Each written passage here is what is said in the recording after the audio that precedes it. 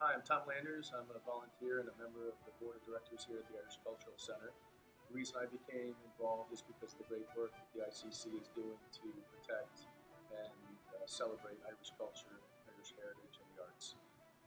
Culture is a beautiful thing, whether it's Irish or otherwise. It's always eroding, and the ICC is really trying to protect and maintain and celebrate that culture, that history, that heritage, the arts, food, drink, and certainly the music. And do it in a spot that people can come together and enjoy each other and enjoy that heritage and culture.